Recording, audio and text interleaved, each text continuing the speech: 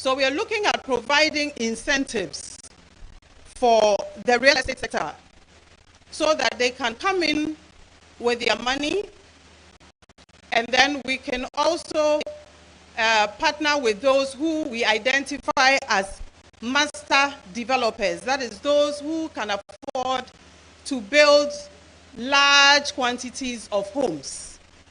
Large quantities of homes. If you have a developer that can invest in large quantities of housing, we define them as master developers.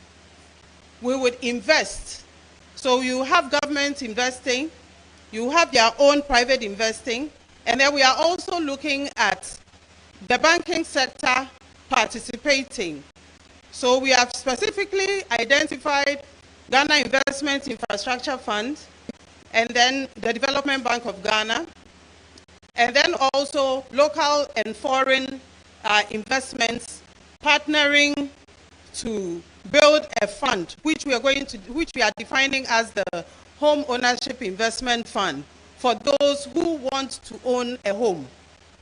So if you want to own a home, they would be able to provide homes at less cost because government is coming in with the land, and government will also inject some capital in there, and then they also will come in with their capital.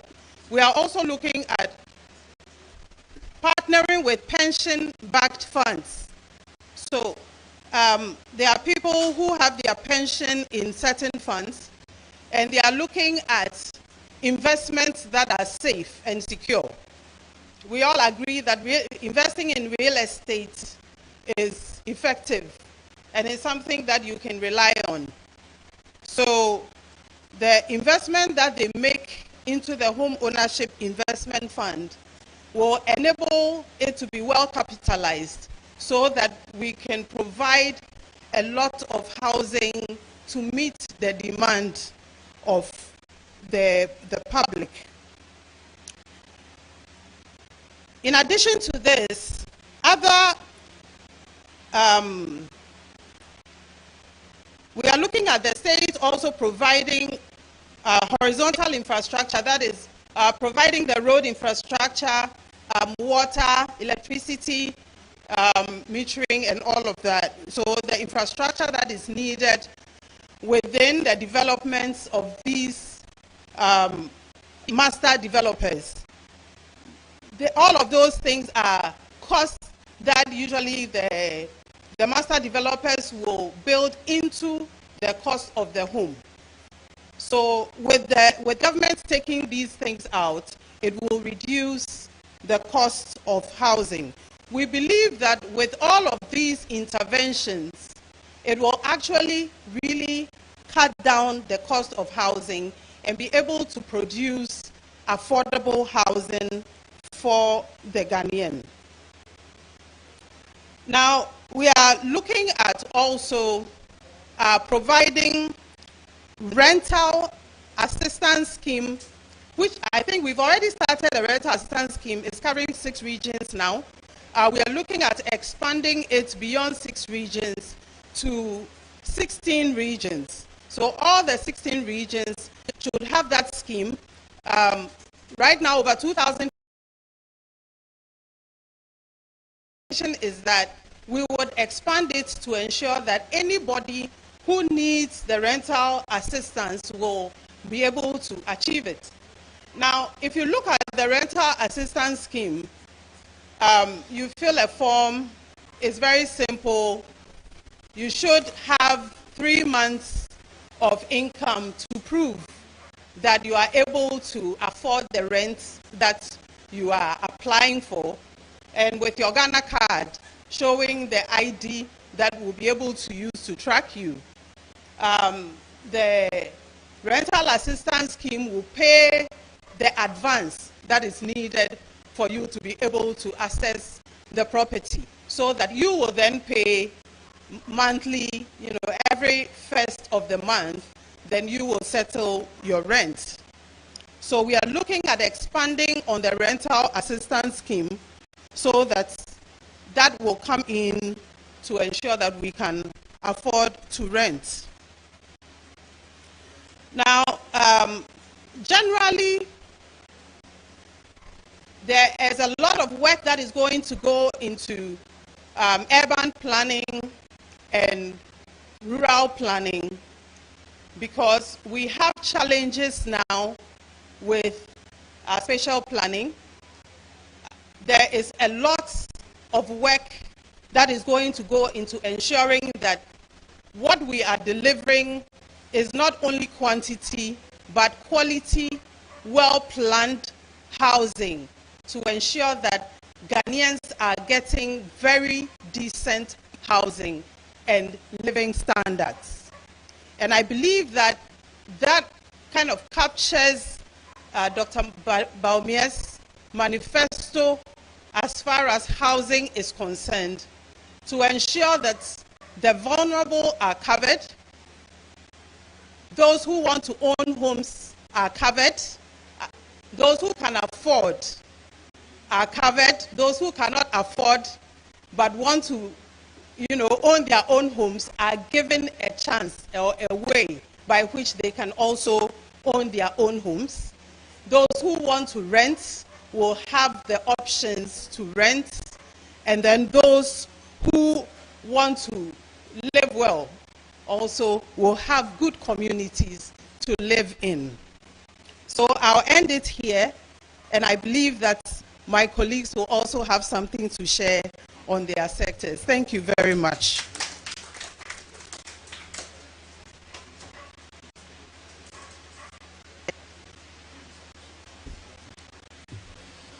The next presenter, a presentation on energy, making energy available, accessible, and affordable. One major complaint is the high cost of power. And yet we all do know that power is the lifeblood of both domestic existence and also industrial production. Now, to make the presentation on behalf of the group is Mr. Kojo Nsafua Puku. All right, thank you. As you've seen, the way the DMB manifesto is set up and how we want to present it, we told you how we're going to get you a roof over your head. When you have a roof over your head, you now tell you how you're going to eat. So Greek has done its roof over your head. Then the next thing is energy. We realize that the energy sector is by far one of the most important sectors that we have in Ghana today.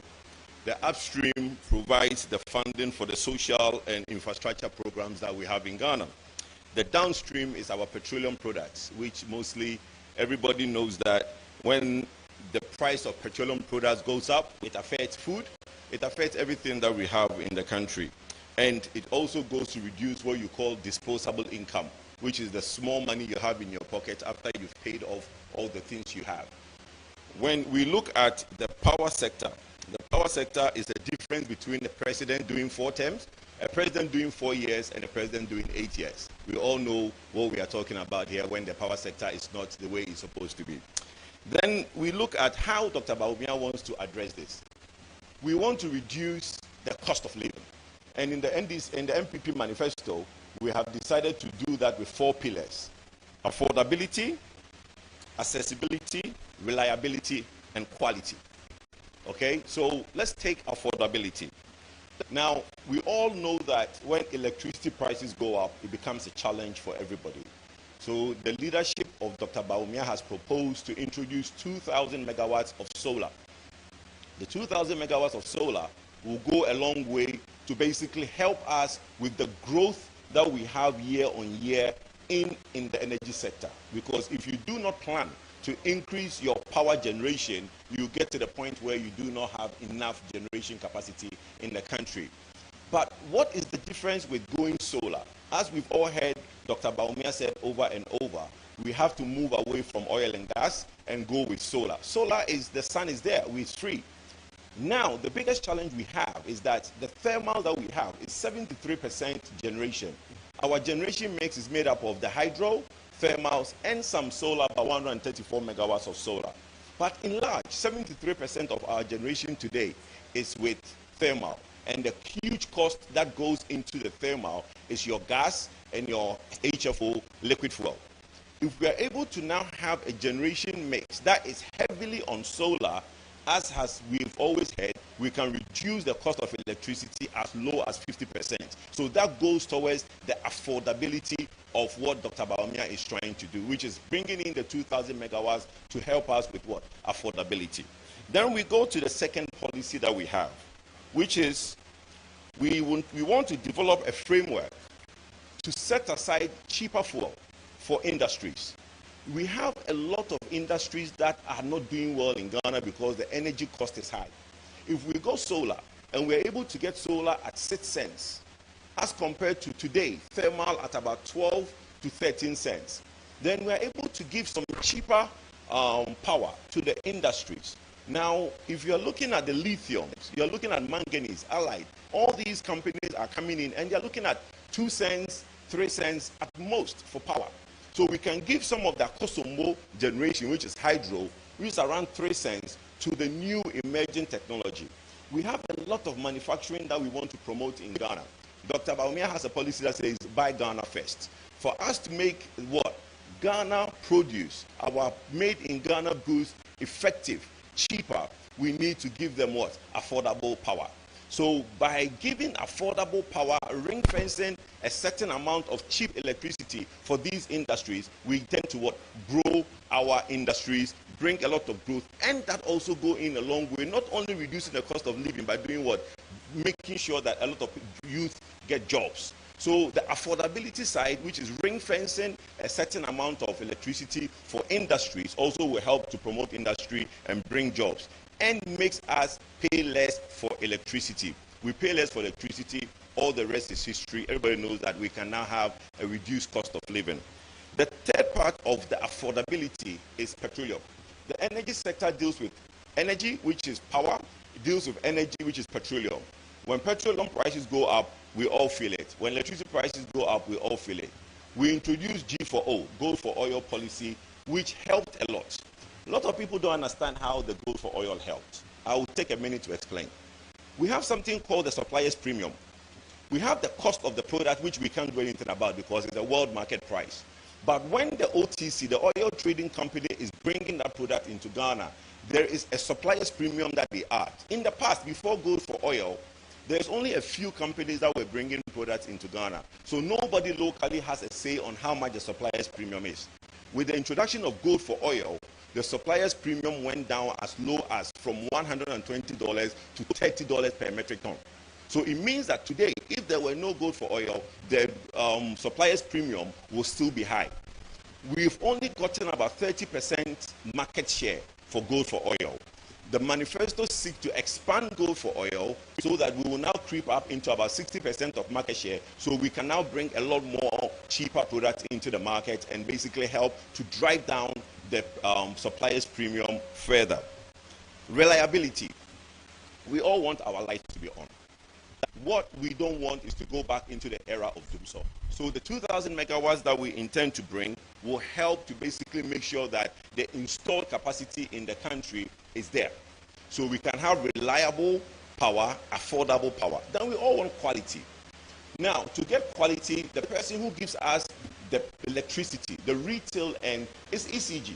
We all have complaints when we go to the ECG customer service and we are not happy. Your metering is not working. People can't get meters. People go to report faults and nobody comes to it. So the proposal from the manifesto is to now introduce what we call the retail market. The last mile of ECG will bring in what we call private sector participation, PSP, to now take up the retail part. So your metering will be done by a private company. Your customer service will be done by a private company. When we take that part away from ECG, we think that we'll be able to introduce that quality that Ghanaians deserve. Because there's no point trying to live a good life and you can't now go and report and you get immediate action on the report of electricity that you have.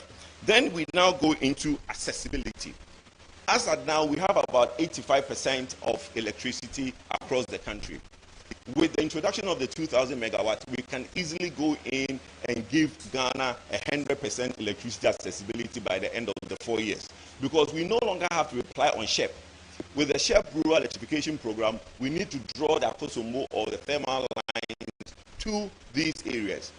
With solar, you can do what is called off-grid solutions. So we'll go to these communities where we have the who are not on the grid and build solar for those communities to basically immediately give them electricity. Today we are talking about other things like affordability. For somebody who doesn't have electricity, cost of living is very bad. So when we're able to now improve the standard of living of these people and giving them solar, they will be able to reduce the cost of living that they have. The last point I want to make is the issue of bringing in issues that will impact the life of Ghanaians. Look, manifesto is not just about a document that nobody reads. I think Ghanaians should look at the NPP manifesto more carefully. Page 178 to some parts of the manifesto talks about all the energy policies that we have. Let's not let others, okay, introduce policies that do not solve your problems. The NPP manifesto has solutions that solves your problems, and I think you guys will make sure that you understand that policy well. Thank you very much.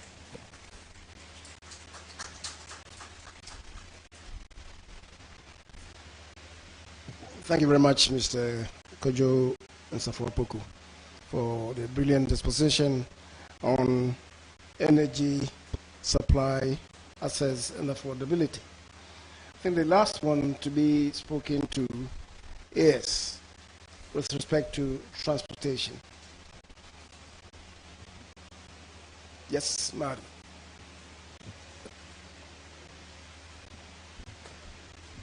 Thank you, Mr. Chairman. Good afternoon to everyone. We've eaten, or we will eat, we will sleep. And when Mr. Nsapua gets his fuel, he cannot carry it in gallons. They have to go into vehicles for them to move. And that is what I'm here to talk about. And with all that we've spoken about, the fulcrum of everything when it comes to cost of living is transportation. And how do we get this reduced as compared to what is happening now?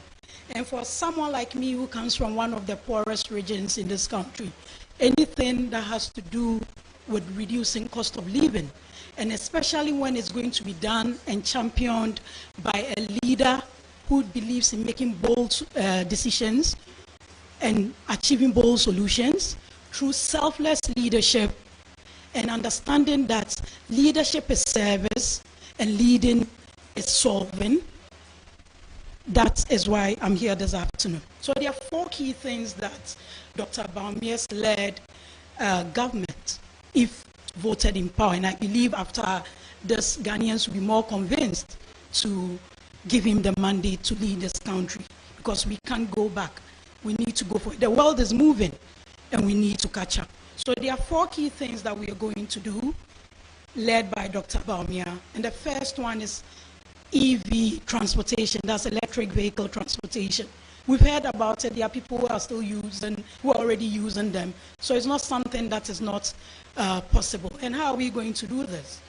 We all know that when it comes to regulation, when it comes to policy making, and when it comes to regulation, it's the government that has to lead it. It's the state that has to lead it. And we mandate the President of the Republic to lead in that charge. So with that, we're going to look at having a comprehensive strategy of bringing in electric vehicles and also encouraging the assembling of it. And we've done something like that already for vehicles that use fossil fuels. We have about 5 assembling plants already, but we need to move where the world is moving, and the world is moving EV. So that's what we are going to do. So as part of government's strategy, when Dr. Bawumia is given the mandate, there will be a comprehensive strategy to ensure that EV vehicles, especially for public transport, which all of us use one way or the other, it's made accessible. And one may ask, these vehicles need to be charged. How are we going to get them charged? Will I move from here to maybe Hamile and not have a place to charge them? Government is going to invest. And you know the New Patriotic Party and what we believe in. We believe in the private sector, and we are really going to collaborate with the private sector to make sure that these things are being done, especially when it comes to those already in the energy sector.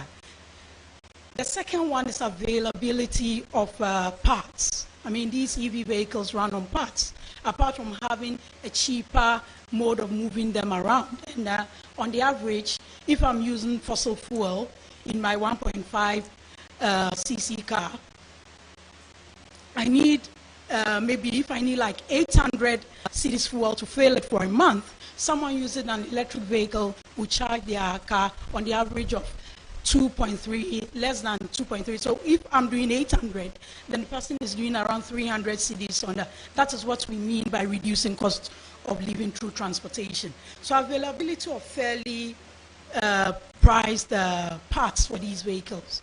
And once they are available and they are fairly priced through the flat rate system that will be introduced when it comes to importing these parts. And don't forget that we've also mentioned that in the strategy, assembling will be part of it. So with time, the manufacturing of these parts will become part of the whole value chain in country. But as we start introducing them, we import parts. There should be a flat rate for it so that it can be fairly priced. Not that someone is bringing in it from another country. Once you are bringing in parts, if it's a 20-footer, if it's a 40-footer, it comes at a flat rate. So you know that these parts are coming in.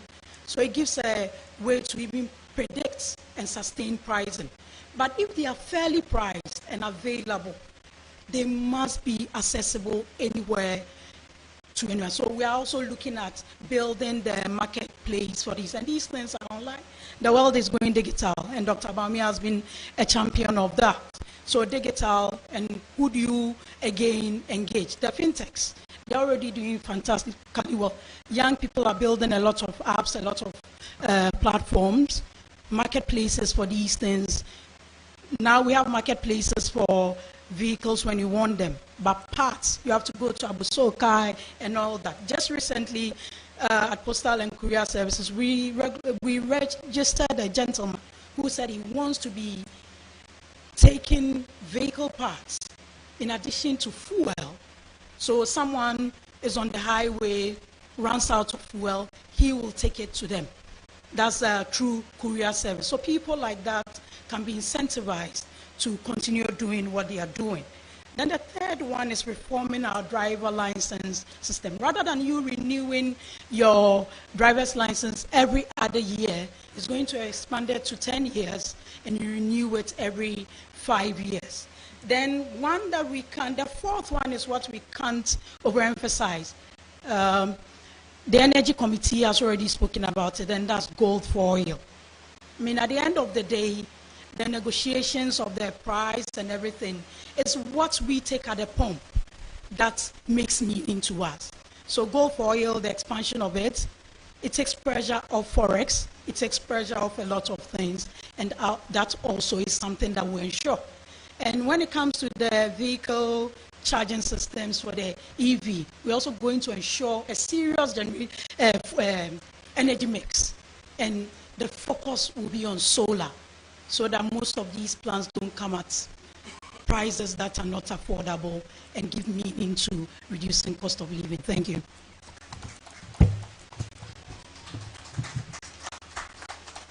Okay, so we would at this point take questions. We've heard the various presentations, basically running through very critical areas that affect the day-to-day lives of the people. Housing, food security, utilities, energy, transportation. And you'd realize that the issues have been touched on and connected to how it intends to help reduce the cost of living of the Ghanaian people. And clearly you would realize that most of the issues are things that are ongoing, which the Vice President intends to upskill going into the future. So when we talk about upgrade, it is basically to say that let's consolidate what we've been able to achieve whilst we pursue what's outstanding. Please get to the microphone, and then we'll take your questions. Can you lift your hands and then you move to the microphones, and then we'll take your questions. Please. GBC.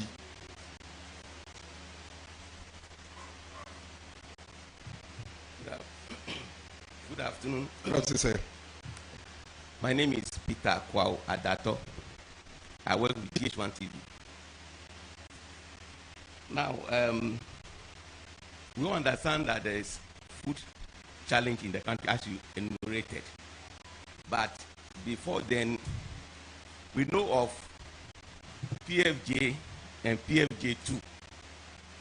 And these were counted over the years that has been improving agri productivity in this country. Now, if today we are saying we have food crisis, is it an admission that this program that we have highlighted and talked about so much has failed? Then there are pledges to improve a lot of things in this country. And the one who is making the pledges is within the same group that has been leading us this far.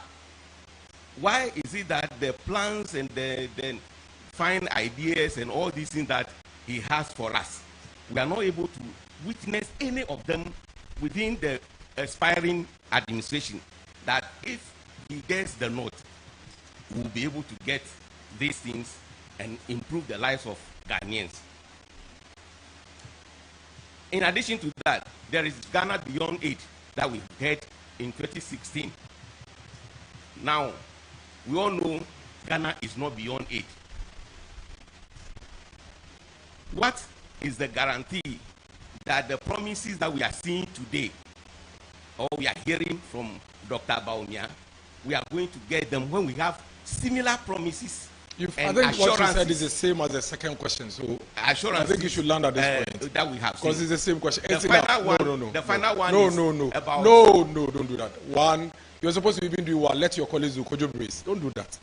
It's not fair to your colleagues. So you talk about launching the irrigation scheme in addition to, and then you bring on board the irrigation scheme. Yes. Okay. And then you bring in the one village, one dam as well.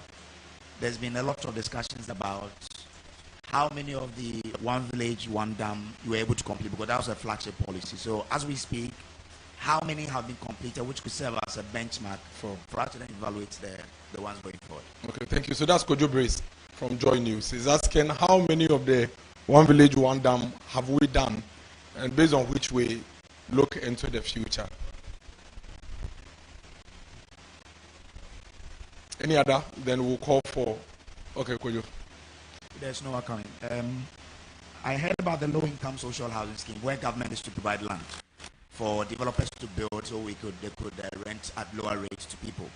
At another point, you say, government is going to partner with large-scale developers. At that point, I didn't really understand what government wants to do there, because you're looking at people who can build large quantity houses.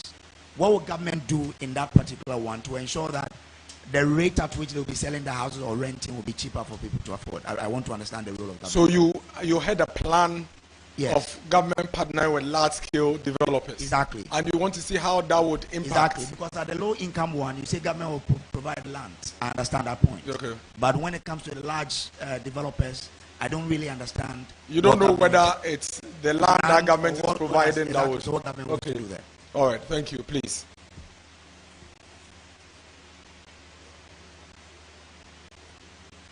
Fred Kojoba for Mewanjo TV. Masim Bisale say media energy. So share in Kania and Samoa, a war my moi.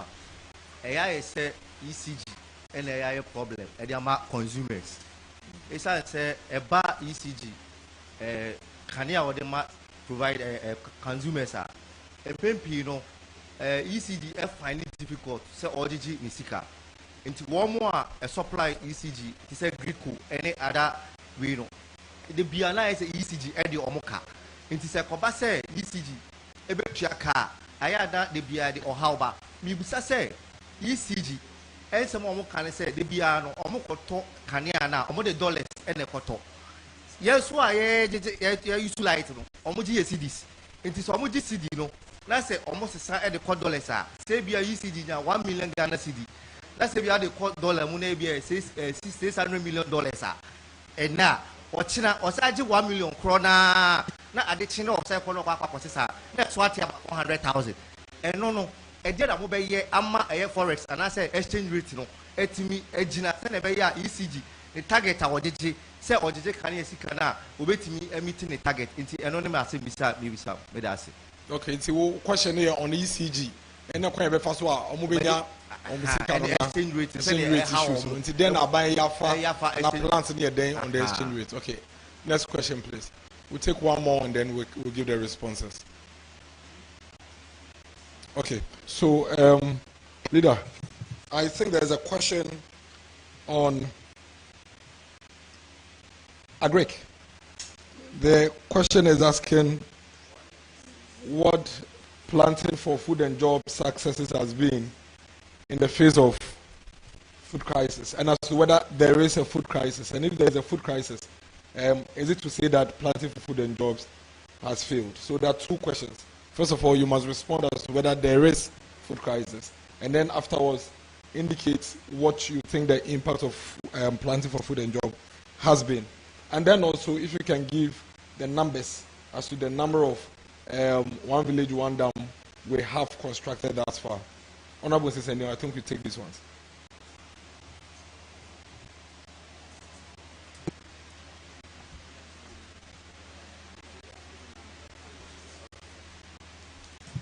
Thank you very much. In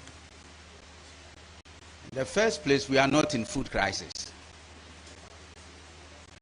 We are not in food crisis. The food production level of our staple foods are available, and the figures are there. We can even look at the agricultural growth for this period that will be in power. So there's no food crisis. The planting for food and jobs phase 1 hasn't really failed, no. But like we indicated in the manifesto, we still have challenges with climate change. We still have challenges with the acidity of our soil. And we still have challenges in the level at which we embrace technological transformation. What it means is that we still have to do more in preservation and storage that the manifesto has really indicated. So we are not in food crisis. And I know you are all aware we are not in food crisis.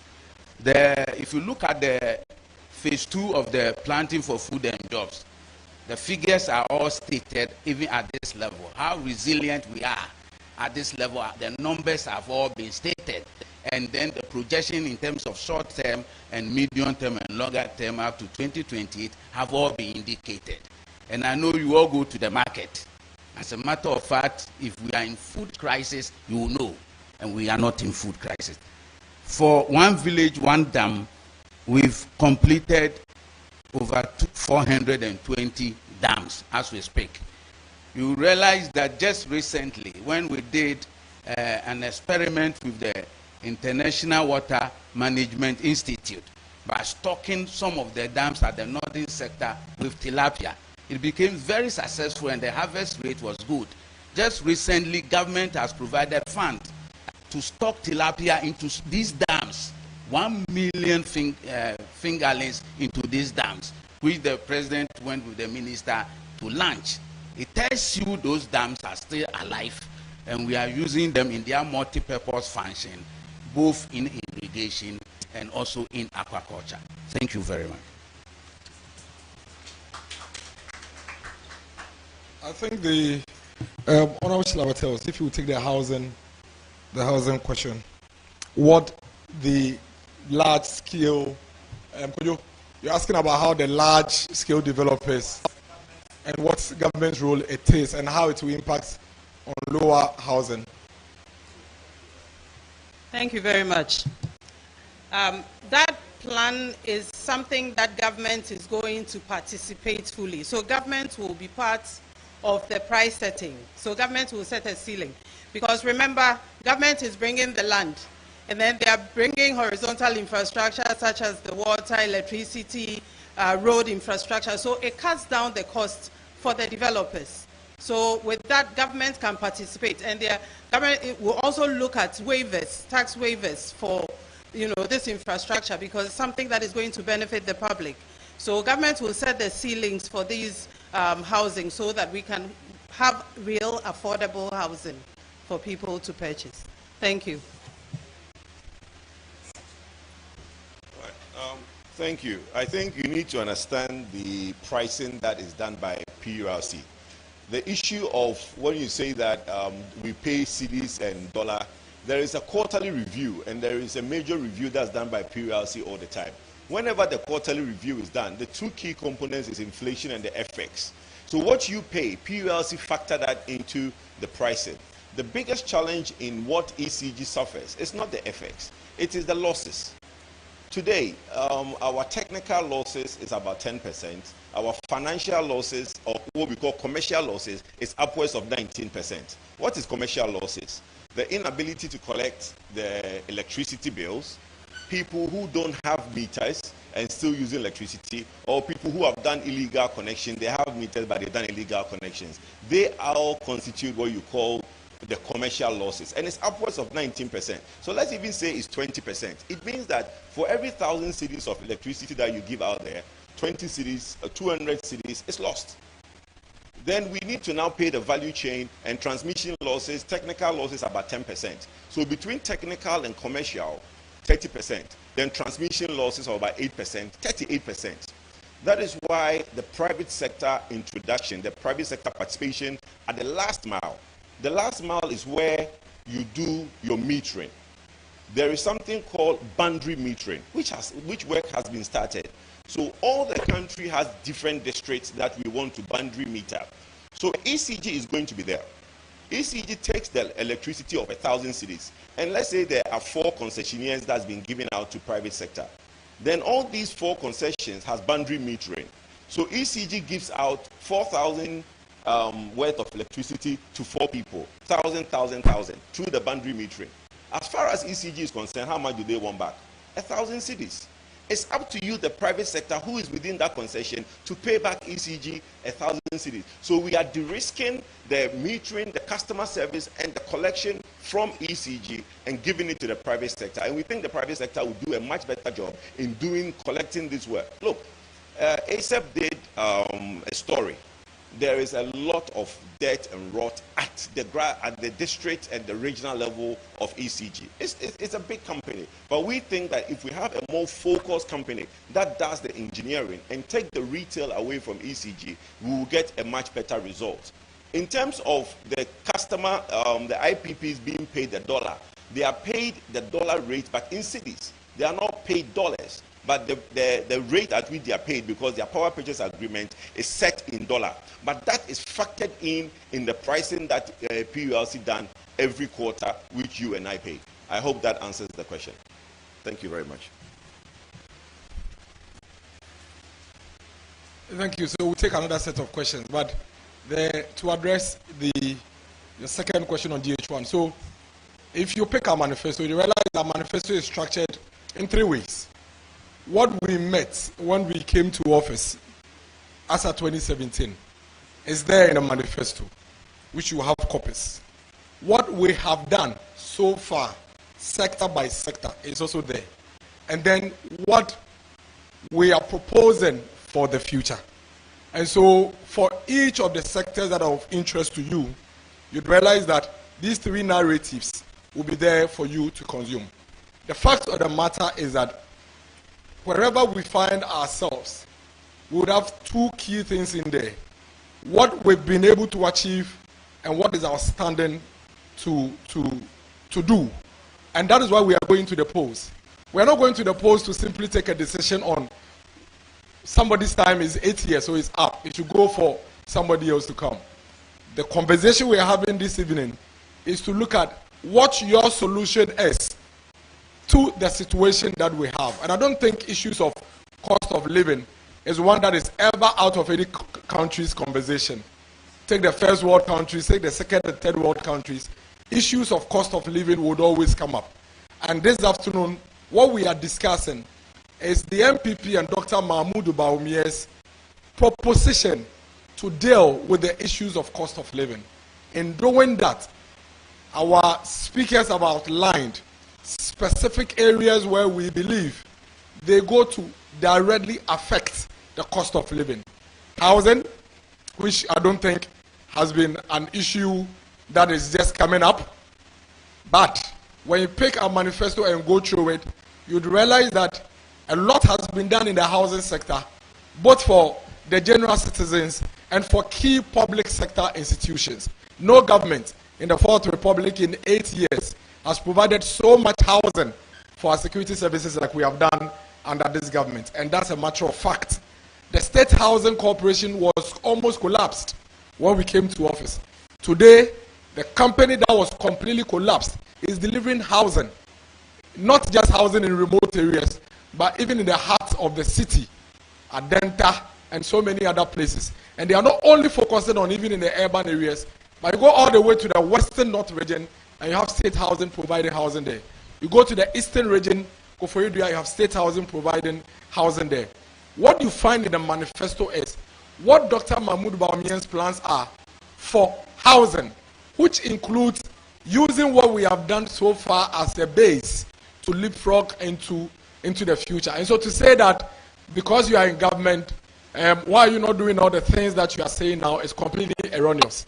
The fact is that you are continuing to consolidate what you have been able to do, build upon it, and then retrofit what is outstanding. And that's what governance is all about. If that question is legitimate, then I'm sure the person with the biggest responsibility to respond to that will be our opponent, the former president. And what I think you should be calling for today is to call them and ask them, can you outline specifically what your solution to reducing the cost of living is? And then we will interrogate the two solutions, what Dr. Mahmoud Bawumia is proposing and what the former president is proposing. When you are done with that interrogation, the next level will be between the two people, who do we trust or believe can deliver on these promises? Fortunately, we have a measure, or we have indicators to measure the two people. One has been president before, and so for him, he's not only coming to tell us things he wants to do. We have given him the responsibility before. And so before he even tells us anything at all, you should be asking him, when we gave you the responsibility to be president, can you tell us what you did under each of these things that you are telling us to vote for you? And I think the conversation should be elevated to that level so we can get the voter, the Ghanaian voter, to make very informed decision moving forward. We'll take a last round of questioning and then we lead on. I think to add to what Miracles has just said, with respect to the questioner who wanted to know why the person presenting this new manifesto is being part of the current administration. So why is he coming out with different methods of resolving the problems of this country? I think the response should be obvious. President Rawlings succeeded himself in 1996. Did he have the same manifesto as he had in 1982? The 1996 manifesto of the NDC was significantly different from the 1992, even though Rawlings succeeded himself. President Kufuor succeeded himself. The second stanza of his administration, the manifesto, was markedly different because society is dynamic. President Mahama, when he succeeded President Mills, he didn't have the same manifesto, he didn't repeat the same manifesto because circumstances have changed. I think this is, with the greatest respect, it should be obvious to all of us. In any event, even twins do not have identical minds. Executive authority in this country is vested in one person. The vice president is always an advisor to the president. He's the prime advisor, I should say. It doesn't mean that whatever is proposed by the vice president will be taken by the president, because, as I said, the executive authority is vested in the president. It is the reason why, even though President Mahama, at the time a vice president, described himself as the luckiest vice president at the time in the world, he said, because he was given the greatest ambit to operate, he didn't mimic the manifesto under President Evans Atta Mills. So that, I guess, should respond to this. I think the other matter, the cost of living. Yes, again, society is dynamic.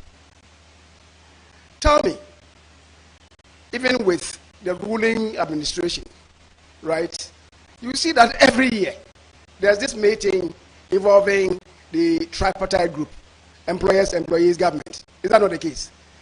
If circumstances remain the same, there will not be any need.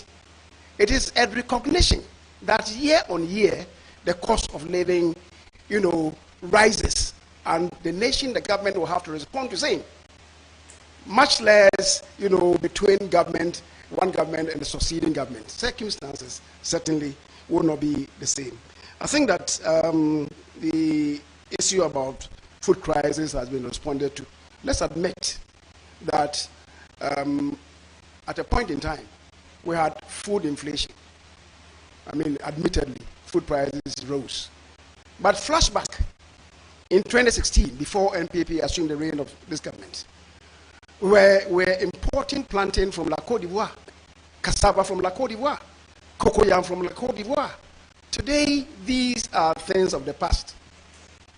Today, admittedly, these are things of the past. That is why, even though we have upscaled enrollment in secondary schools, we are able to have domestic supply to feed our students there. And also, you recognize that recently, the Minister for Agriculture, and before then, even the former Minister, Dr. Usuefu Yakuto, came with some administrative instructions that we should stop the export of maize and other cereals to our neighboring countries because of the recognition that food prices were going up. And the other countries were coming in really to fetch everything from, especially the northern sections of our country, which is the grain basket of our country. They were exporting them. So we have to place this embargo on them. Planting for Food and Jobs has been successful. Yes, we need to escalate it. We need to deepen and expand it. But it's not been a failure. Well, thank you very much. Thank you, Leader. I see about one or two more hands. So we'll take those ones and then we'll do the tree wrap-up. Ampedu. 1, 2. Let me see what their hands so that we'll take it once and for all. 1, 2, 3. Oh, there's a bit more. Okay. I'll call. Yes.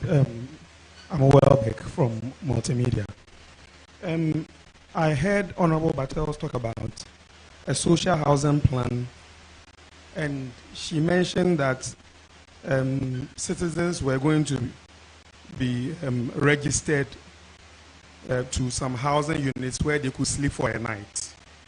And I also heard about the fact that she talked about partnering faith-based organizations to provide accommodation for citizens. My question on that is, how practicable and feasible is that module? I think that we need a bit more of an insight into that. But again, on housing, with a large number of Ghanaians employed in the non-formal sector, and my question is, how are market folks, artisans, and self-employed citizens going to be roped into these schemes, housing schemes? And in view of the fact that we all know that data gathering on these category of citizens is very scanty in this country, how are you going to even track the people in that category who may want to access such a facility, and how they are going to even pay for it? But you admit that the Ghana card has made a lot of these data challenges much easier. I'm sure you agree to that. Deru, if you can, please let's move towards so we can quickly ask our questions in succession. Okay, thank you. My name is... You come last, after all the others. Let's be fair. I work with Wuntumi and Movement TV. the gold for oil policy was supposed to be a game changer. But people don't seem to appreciate the impact of the gold for oil policy. Somewhere in November last year, we were made to understand that for a better appreciation of the gold for oil policy, we need to achieve at least 50% volume at the pump. And Mr. Kojosa Poku just made mention that we are around 30%. I want to know what is preventing us from achieving the 50% or more. Okay. Okay. My name is Paul. I work with Atenka TV. My question borders on agric. When the Honorable Moses Edim was making a submission, he made mention of the fact that the plan of Dr. Mahmoud Bawumia is to upscale the production of certain staples in the country. We know recently that the price of tomatoes saw a hike. And the fact was that our tomato sellers were going all the way to Burkina Faso and in the Sahel, some parts of the Sahel regions to bring in tomatoes. What is Dr. Mahmoud Bawumia's plan to make sure that tomato production and supply into our market is all year round? Another part is also that he made mention of value addition. Currently, there are certain factories that add value to our foodstuffs from the farms. The Wenchi tomato factory has been dormant for a very long time. Currently, we are seeing a conundrum with a Commander Sugar factory. What is Dr. Mahmoud Bawumia's plan to revive some of these dormant factories so as to add value to most of these food that perishes in times of the bumper season? Thank you very much. Okay. Midende Felix Techi, more GM, 7DS TV, Accra. Business 2016, 17 Ebano, Abama Yeti as planting for food and jobs or the bar. My basis, basis warehouse. Of course, a warehouse on basis. Then I been here, intimate story, Sanya Mana, Ye Ghana, Hano, and Marcella, Yamano boy, Ghana. That's it. Okay, thank you. My name is Vanessa Adotum Boateng, Metro TV. My question is to Mr. Kojopuku. You mentioned about the affordability, reliability, and quality power supply to all Ghanaians through the rollout of 2,000 megawatts of utility power, solar power. Just this morning, I had a message from a friend. She says, the ECG in Volta region want to kill us. Light bill is 3,000 Ghana cedis per month. Now, my question is, what does your friend, hold on. What? Light bill can be 5,000 or 20,000 or 100 cedis. I know, depends on but what your friend does. For the house, I mean, it's above what she normally pays. So I think that is where the issue is, but not the value. that is where the issue is, okay. above, like. But not the value, because the value there, it's very relative. Come on. Yeah, you agree with me? Come on. Please go ahead. So my question is, how will the affordability of electricity be ensured, especially for the low-income households and the vulnerable communities? Thank you. Okay, Peter, GH1. Madam Battle, the innovative electric vehicle plan, you told us that we're going to include production, manufacturing and production, get importation and this. I want to know what plans are in the manifesto for local industries like Kantaka, Swami, and other Ghanaians who are into automobile manufacturing, so that we can increase the wealth generation in this country. Thank you. My name is Charles from Kesney, India. You have proposed extension of driver's licenses. Driver's license validity to 10 years and its renewal for 5 years. What specific measures would your government will put in place to ensure that this policy maintains road safety standards? And how does the government plan to address concern regarding potential long-term oversight in driver's fitness and roadworthiness? So that is what I want your government to address and help us. Thank you. Because drivers are very much concerned. Thank you. Last question there we. All right. My name is Mark Byron with UTV. Your policy to reduce cost of living is commendable, but climate change has been blamed for the current drought in the northern part of the country. And we are all aware of what you said, Honorable Moses Edim said about the number of dug out one village, one dams that we have? What has been its impact? And what is a sustainable alternative that we are going to get to ensure that government, Bawumia-led government, will be able to sustain the food production that they are talking about? Climate change is going to get worse. So what is the sustainable irrigation policy that you have? Well, currently what we have has not lived. We all know how it has lived with all of us. If it's good, the drought will not happen. What is the sustainable irrigation measure you are coming up with in the north? Thank you. Okay, thank you. So please let's give the answers quickly, then we can begin to wrap up. Housing.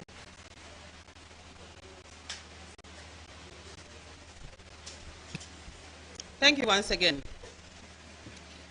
I believe that I mentioned, I think when we were discussing about the social housing, I mentioned the faith-based organizations. Now, as we know, faith-based organizations are already providing a lot of social services to the communities in which they serve. If we look at most churches, they are already building schools for their communities. So we are looking at part of government providing land banks as being a way by which governments and the faith-based organizations can partner to provide social housing. So within the communities in which they operate, they will be able to put up housing where people can every place to stay. Now, if you look at the Ghana card system, the Ghana card already is providing a platform for identification. It's able to track our location, and it's able to give any institution data or on anybody's profile.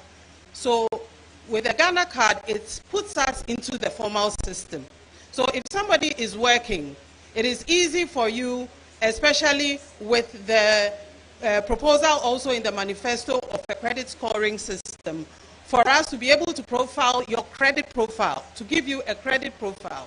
So if you have a credit profile, you'll be able to access facilities, to be able to access some of the housing opportunities that will come up. So if somebody is in a formal sector with their Ghana card, in fact, if you are not even in the formal sector, you are in the informal sector, with your Ghana card and even with your mobile money, you are more or less in the formal system. So it becomes very easy for us to be able to track all the beneficiaries of all of these housing projects and also be able to assess those who need it and be able to support them effectively. Thank you.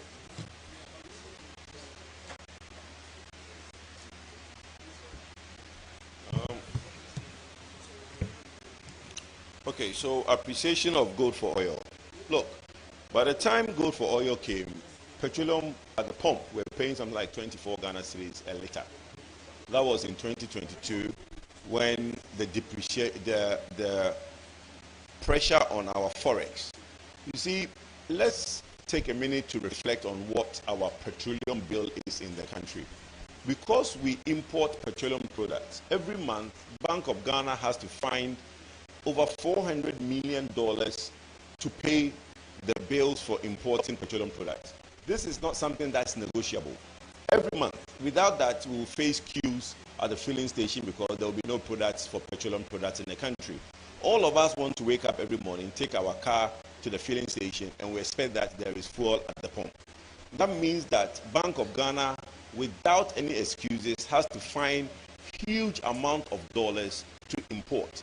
Now, in the times when we have dwindling, in 2022, when we have dwindling reserves, the Bank of Ghana would now stuck in the position of how do I make forex available to the BDCs? There are two legs of importation of petroleum products. There is the oil trading company, and which is called the Vitols and the Trafiguras and the BPs. Then you have what you call the BDC, the bulk distribution company. They buy the product from the oil trading companies. Everything down the line is given to you in cities. Then after 60 days, sometimes there's 30 days, 60 days, 40 days credit. The money gets put in a pot in cities, and Bank of Ghana has to find the dollar to pay the Trafiguro, Vitol, or BP that brought in that product. So it's a huge pressure on Bank of Ghana when they have to find the dollar for our oil import. That is why when we now have cities, the look, this policy, I, Kojupoku, I'm on record to oppose it from day one. Everybody can Google it. I oppose G4O. Reason because I said it had not been properly consulted. But after we got into it, we sat with the MPA, Ministry of Energy, and we fine-tuned it. It is now one of the most ingenious, the most novel policies that we've ever had in Ghana. Because now we no longer have to find dollar to pay for any product coming into the country. We collect the cedis from the Ghanaians, we buy gold, you supply us products, we give you gold. You take out dollar from the value chain. The reason that we've only been able to do 30% of the market share is that, you remember I mentioned that when we started this program, premium on what the international company brings was about $180 to $200. When Bust, through Gold for Oil, now brought in products far cheaper than what the international oil companies were bringing in, guess what they did? They also reduced their prices. So there was competition. That is why the prices have come down. It means that all along, they could have charged us cheaper for the product, but because we did not have any competition. So G4O, Gold for Oil, brought in that competition that we needed and has reduced that premium. But the reason we are struggling to climb up is that these companies are now even at times, guess what, quoting cheaper than Gold for Oil. So all along, they could go cheaper, but they were taking advantage of our situation and basically charging us more for our petroleum product. But when we expand by having more gold reserves available, we can now import more products, flood the market with gold for oil, and basically reduce the prices that way. So I think it's the most novel, and coming from someone like me, I'm the pole of this policy. I objected it, now I'm the campaigner of that policy. So everybody will know that I've interrogated it, and I think it's one of the best policies that we have. The next thing is the madam talking about her friend doing a 3,000 electricity at home. Look, like my brother Miracle said, it could be a factor of things. Why? That's why, look, we now have what you call digital metering, right? Smart metering. We need to check our earth. A lot of people don't have good earthing system at home. And if you don't have a good earthing system, your digital meters or your smart meters will run very high. So what I would suggest to your friend is to get an ECG appointed engineer to come home to one, check the metering, the earthing system that they have at home. If the earthing is okay, maybe the meter might be faulty, because if they normally don't pay that much and all of a sudden they are paying 3,000, then there must be a problem. But look, customer service is key. How you and I get service is customer service. And that is why we think that if we introduce the last mile, the retail market, bring in private sector to basically do the customer service, we all will get much better attention and response. When we had PDS, unfortunately, it didn't last. You call ECG, the response time was quick because it was PDS. The same staff went back to ECG, you call them, they take their time. So private sector participation, we all know how people treat Abaya Juma. If it's private sector, I think it will work better. Thank you very much. I think just to add a little bit to what he said with respect to the efficacy of the G4O, the Gold for Oil. I think one of the things that we need to do to escalate this is we have the gold. Now, the gold, the next stage is also to refine the gold. Because what you have now, you have to take out to have it refined and be certified to the acceptance of the operators. Which is why now we have a new refinery in the system, so that you refine the gold here. When it's refined here and certified, then we know how much it is worth. Then we're able then to exchange the two commodities. Because if it goes outside, and I know where some of them do go, and I've been to some of these entities in Dubai. Yes, it's sealed, it's sent there, unaccompanied. And if you don't have a very transparent system, I'm not even too sure whether it will enter the refinery and they will come and make the appropriate determination to you. If it is done here, we all see through and the appropriate thing will be done. So this is extremely good for us as a country. And the talk about cancelling it, I don't know what is going to yield to this country. You want to send us to square one when everybody knows that when we engage in this, in fact, over the past 2 years, when, as my colleague Kojo said, that we suffered a dwindling of our reserves, just 1.5 years on, we've been able now to shore up our reserves. And don't forget, this G4O attains a lot of objectives for us as a country. First of all, it is forcing these small producers to now declare their findings, their yields, to the Bank of Ghana and to the Minerals Commission. Hitherto, they were not doing that.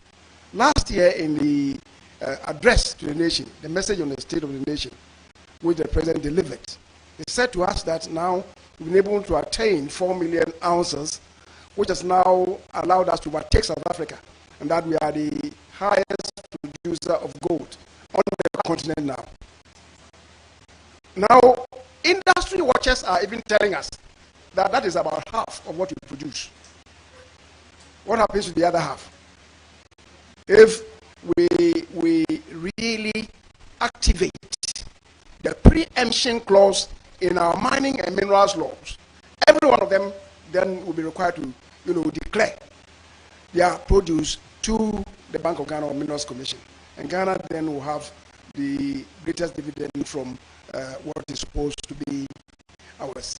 So first of all, is providing for this, and is also stabilizing the currency, and also for Bank of Ghana itself. It's now resulted in a situation where, since independence, just over the past 2 years or so, the past 1.5 years, we've been able to multiply the fold of our gold reserves at the Bank of Ghana more than 4 times since independence. Overnight, more than 4 times what we have. And that should be a credit to the ingenuity of the person who introduced it. And for some people saying that, when we have the opportunity, we'll cancel it, I don't know where they want to take Ghana. To the Stone Age again? God forbid. Thank you very much. I will humbly beg that you read through the entire Agriculture and Fisheries Manifesto. Read it together, and you realize the solutions that the president to-be has really profiled. But let me also alert you that there's a fundamental issue that has run through agriculture over these years. And the solution is in the provision of the manifesto that we are saying we're going to upscale what we call the economic enclave project, or the agriculture enclave zones. And that is the solution. One, if you do that, what you want to do is that you want to make sure you have a large scale land that comparatively can grow tomatoes, because you have the variety for it. And what you're also saying, that you make sure you put in the road network, you make sure that your energy mix that goes there are solar or hydro. And doing so, you bring all the value chain together under a large enclave. What are you doing also? You are de-risking agriculture. Because if you don't de-risk, the banks will not go in. That is why when you read the manifesto, under the reducing cost of living, the manifesto is saying that the president to-be will redirect the Development Bank Ghana and create the SME Bank to support financing agriculture. So when you are able to do that, and you put all the enclaves together, and then you put all under the same roof, the value chain will be there. Today, if someone wants really to buy cassava to process, you can imagine what the person will go through. You will have to scout the entire country looking for cassava, and look at the weight of cassava before you come to bring it there. And that is one key failure of the sugar factory. And the reason why you look at the manifesto, we still have the good heart to put the Pualugu irrigation dam there, because that is where the irrigation dam there, that is where the sugar cane can be grown better. So when you do the enclave farming, the factories will now be located at that enclave. Any factory that wants to process tomato will know where to go.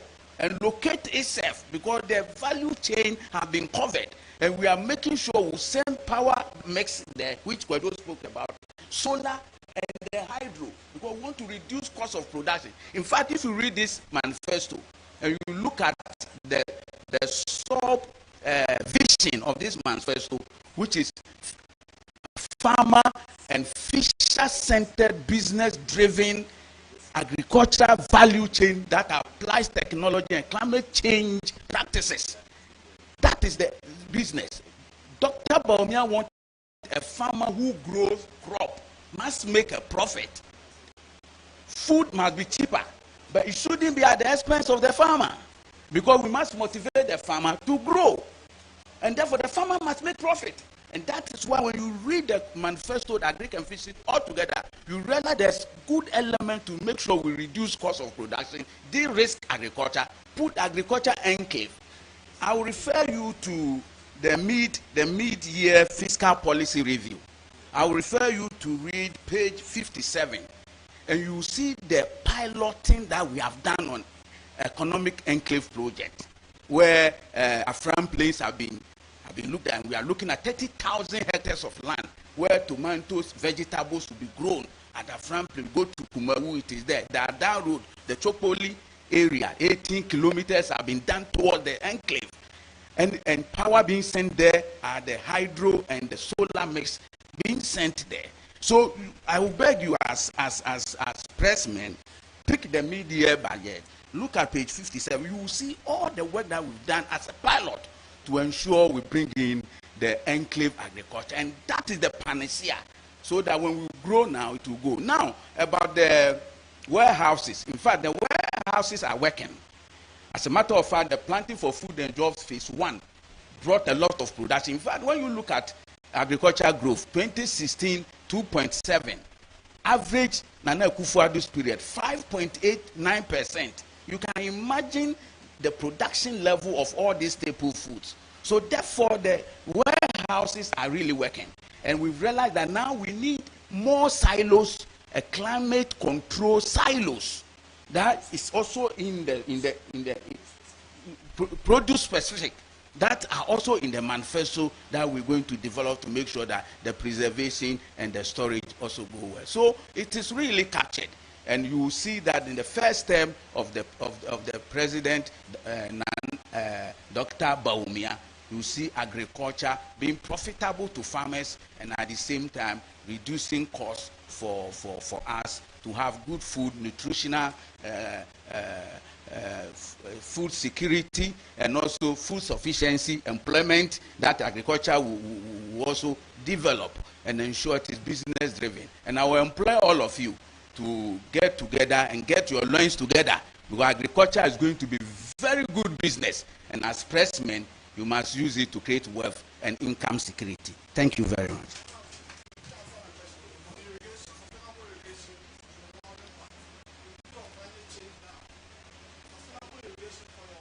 So when you read okay, let me read even this aspect for you in the manifesto, okay?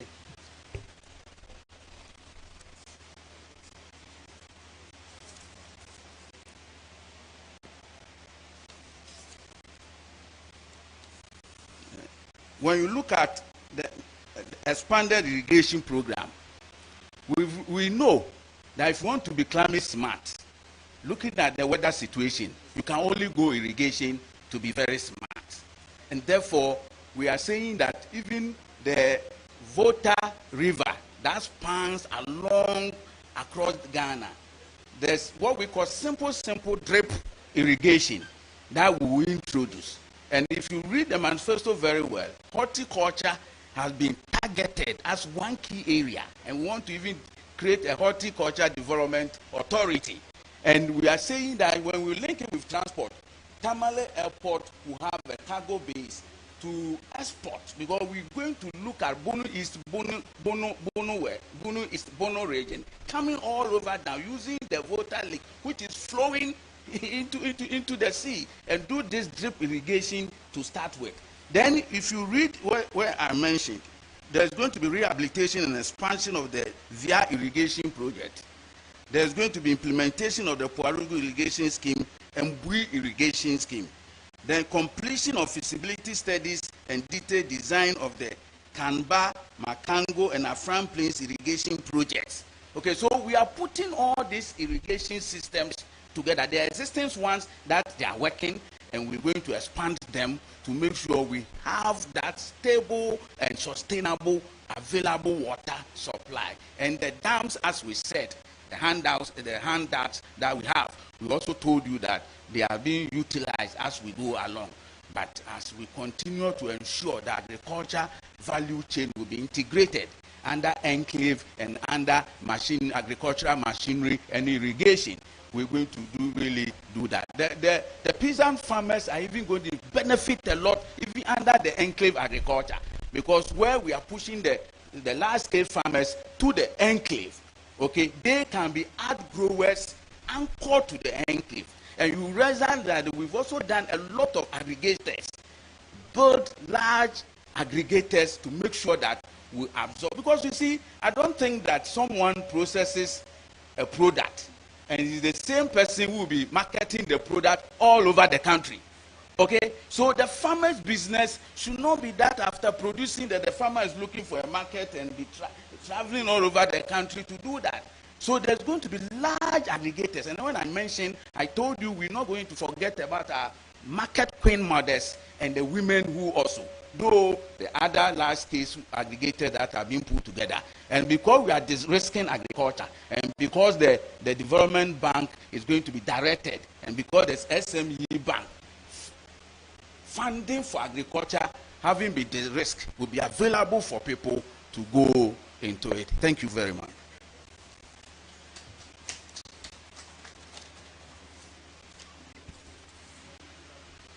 Okay, so my friend from GH1, right?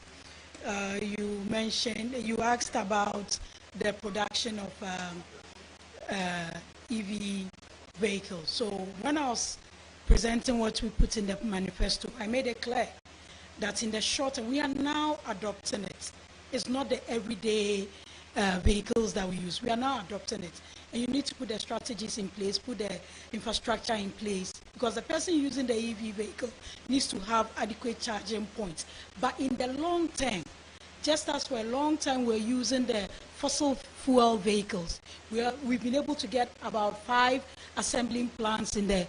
So in the long term, that is the goal, to enhance the strategies to be able to produce the parts. But whilst we are adopting it, we have to look at how we incentivize the private sector to bring those vehicles in and also make available the parts at fairly priced, at fair prices. Then there was a question on extending the renewal of driver's license. A license doesn't necessarily make you immune to safety regulations. The license is to certify that you are qualified to operate a vehicle. That is why there are categories of licenses, and you run a test. We don't suddenly lose our degrees when we finish school. It's with us for a lifetime. But that license is to identify you as someone fit to operate a vehicle. Whilst you're operating that vehicle, the fact that you have a license doesn't mean you have to drive a car without insurance, a car that is not roadworthy.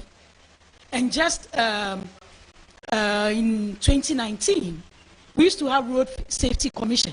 In 2019, an act was passed to make them an authority because they were just doing education. They couldn't enforce.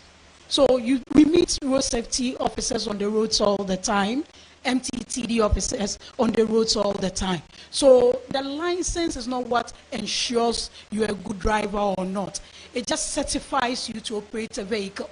So extending it to 5 years, and the main thing is also bringing it to international standards. We are moving with the world.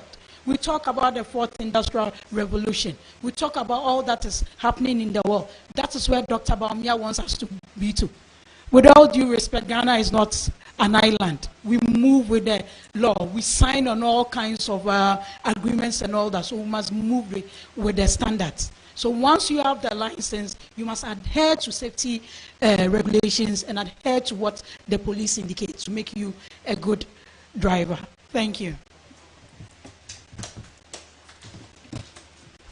Thank you very much. At this point, I believe we've largely touched on a lot of the aspects of the conversations. I'm sure from here we'll engage more, and we can have the opportunity to speak to a lot of our subcommittee members to engage and tease a lot more out of them. At this point, we are the common but the year Yakan wants them in Yano. The GD say if you are Chinacono, you bet to us with the home common. Now, the details of the manifesto, you best say, Yen Koswa, na ye fast sound common and wrap up. We should elevate the conversation and let the Ghanaian voter have a reason to vote, and let have superior ideas coming up as the reasons why we are casting the vote for A or B. We are of a firm belief that whatever it is, Dr. Mahmoud Bawumia's ideas and solutions are superior to that of the former president. And we are quite confident that whatever it is that the former president will do, he had an opportunity to do when he was in office. And we should give Dr. Mahmoud Bawumia an opportunity to also show how these solutions he's proposing would be able to address and confront our issues. We'll be doing a lot more of these, and I'm sure by tomorrow we'll be communicating again when next we'll be having conversation on other aspects of the manifesto. Like I said, we have 14 thematic areas, which are the 14 key commitments of Dr. Mahmoud Bawumia, and for each of these areas, I believe we'd have to go through them and deepen the dissemination from the leader. I don't know if you have anything else to add. Otherwise, we will call it a day. And say, that manifesto nearly 2 years. You can't bluff. Nanka, Ejiri Sankane, Osenki Tivika, Krumkasa. And so Krumkasa and so far back one. One here no do so about so Antonia Wokan. The Tinkra has to maintain crime. Me Asantia, Brofun Kwana Mitimika. Me try to make a house like a crown so me polish it. Anyway, enti senior miniano kai no offers no cano. If you know chrono, various thematic areas no, and I was a near the Nina so back and my comeback. It gives a boy ama. Omo amontine many biaseno, omotimi atiase. Ade ba ko a onua ba ko e kaaye e fa irrigation, no stress irrigation. Yaka yenti a e wo se yetimi ewie, yetimi ye ne ye. But as a man no ade a wo se yetimi hwe e wo ho, ye nyina and the party A party B. Ye nyina wo se adwen ho ye. Eye technology bi aba mo frɛ no cloud seeding. Yen Extreme says, yes, you know. Ama ope esiwa ama time amudua ne ma no nsuo ntimi no. Northern regions no so nsuo to e the southern portion of Burkina Faso. And so the southern portion of Burkina Faso no nsuo to. Ama nsuo na to ama yiri. Ama Bagri Dam no waspele. Ama asan beka e kire. What is happening? Burkina for no money Israel for aye technology amoye dey friend cloud seeding. Na nsuo to nti o se hwe ne ye no ka hu bi na ama ye nso ho kire ha na we must investigate this and desert sukra no omo ye bi some nim say afi beginning no Emirates omo ye bi ma omo nya nsusu aso bone bi ma eba omo so anya ne bone mu nsuo to ma omo to omo na emom ahoye desert country nsuo to ho nti no omo ye kwan a omo yi gates o ana mo koye class di na nsuo to e afa na nsuo nya ba bia nko. Has the time come for us as a nation to begin to look at this? Unia ba ko no was stressing na commander factory no yenden inianum. We should interrogate what is happening at commander. Let's not deceive ourselves. Commander sugar factory no yenyina yanwini hu yi. Kwan papa ben e betimi da fa so ama yɛ pɛ sɛ ɛsan ba yɛtumi de aba adentia woyɛ sugar plant woyɛ sugar factory a sɛ ɛyi ahwedeɛ na wode kɔ ahwedeɛ no factory ne kɔ commander because commander area hɔ na yɛ mashi atɛkyɛ nti ne yɛde kɔɔ hɔ one factory ne collapse yɛ no nsase na yɛdua sugar cane wɔ so no nyinaa no bebree wɔn fae ɛna nyɛ hɔ nko na ne yɛdua no na wɔn san wɔ agrowers egu yɛ ne nti baabi a agrowers na wɔn no wɔn de ma oil palm cultivation nti asase na aka for sugar plantation na esua ɛtɔ so mmiɛnsa no sugar cane biara plantation woyɛ a wonya irrigation nti mu a mafa Cape Coast ɛkɔ Takoradi no wodu bepɔ so a baabi apra no wɔ no sɛ wonim sɛ baabi atɔ booth no wɔ no ɛnkyɛn wana na ɔmotwe nsuo no raw water no fi ɛde kɔ commander kɔgu cane na yi no so ɛnɛ pra no na adwene a wɔ mu nyinaa aguo no adwene a wɔ pra no mu nyinaa agu nsuo no asɛe wotwe saa nsuo no sɛ wɔde kɔgu sugar cane farms no so a ɛnyɛ yɛ o gye sɛ wosɔ ne so wosɔ ne so a wo purify no a it will add to the cost of production.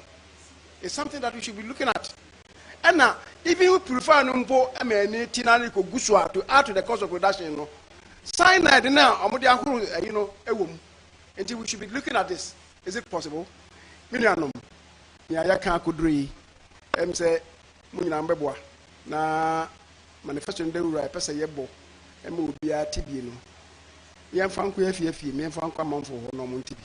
Sani ya kan no, yenim se near home manifesto without question. Some man for Tiasia, who said near Yeka, your Dr. Mamu, walk and Yama war torn, and who are corner baby a chain near Abusia Fuacano, Ayrton. Namishamo. Thank you. Abusia for a better one say now at this point, you're wrapping up. I'm sure in the next few days, you'll communicate the next dates for the next activity. I don't want to be bringing Namishamo.